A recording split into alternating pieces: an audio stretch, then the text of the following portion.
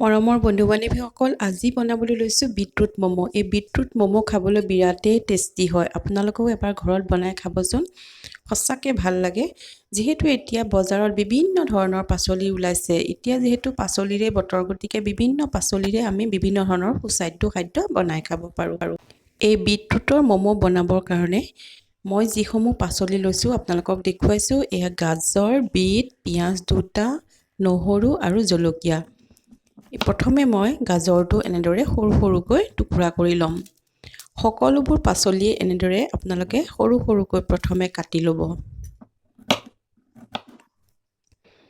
এতিয়া মই এটা পিঁয়াজ এনেদৰে সৰুকৈ কাটি লৈছোঁ, অৰ্থাৎ গোটেই পাচলিসমূহেই মই এনেদৰে সৰু সৰুকৈ কাটি ল'ম।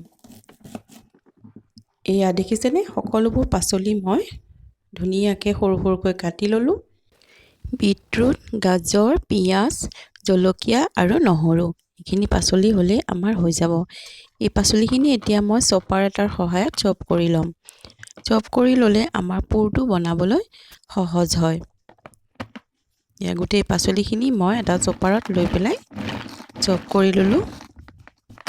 আপোনালোকেও এনেদৰে চপাৰৰ সহায়তেই হওক বা কটাৰী এখনৰ সহায়তেই হওক, একেবাৰে মিহি মিহিকৈ সকলো পাচলি কাটি ল'ব। এয়া মোৰ এইখিনি হৈ গৈছে। এতিয়া প্লেট এখনত এইখিনি মই উলিয়াই লৈছোঁ।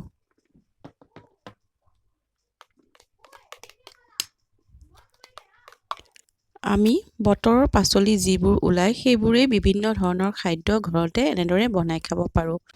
এতিয়া ম'ম' ডোটোৰ কাৰণে মই ল'লোঁ ময়দা, আৰু ময়দাৰ লগত অকণমান নিমখ দিছোঁ আৰু ৰিফাইন তেল, লগতে দিছোঁ বিটৰ ৰস। বিটৰ ৰস দিলে কালাৰটো আমাৰ ধুনীয়া হৈ উঠিব। এয়া দেখিছেনে, ডোটো আমাৰ ৰেডি হৈ গৈছে। ডোটো একেবাৰে কোমল হ'ব লাগিব, আৰু অলপ সময়ৰ কাৰণে আপোনালোকে ময়দাখিনি এনেকৈ মাৰি পেলাই থৈ দিব। প্ৰায় আধা ঘণ্টামান এনেকৈ ৰাখি থ'ব, তেতিয়া আৰু কোমল হ'ব। এইখিনি মই এতিয়া থৈ দিলোঁ। এতিয়া এটা কেৰাহীত মই দিলোঁ অকণমান ৰিফাইন তেল। যিখিনি আমি পাচলি চপ কৰি লৈছিলোঁ সেইখিনি এতিয়া অকণমান ৰিফাইন তেলত ভাজি ল'ব লাগিব। এই পাচলিখিনিত আপোনালোকে যদি মছলা কিবা দিওঁ বুলি ভাবে তেতিয়াহ'লে দিব পাৰে, মই কিন্তু একেবাৰে মছলা দিয়া নাই। ইফালে আমাৰ এয়া ৰুটিকেইখন সৰু সৰুকৈ মই বেলি ল'লোঁ।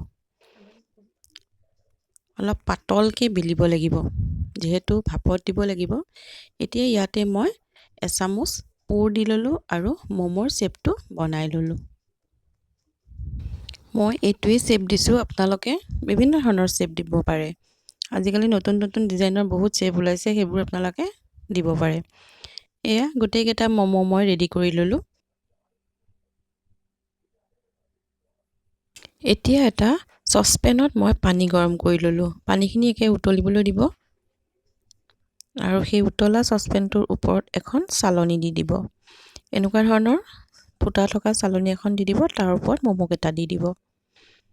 এতিয়া ম'ম'কেইটা দি এনেকৈ ঢাকি ৰাখিলে হ'ল। খুব বেছি 10 মিনিট লাগিব। 10 মিনিটৰ পিছত আপোনালোকৰ ম'ম' ৰেডি হৈ যাব।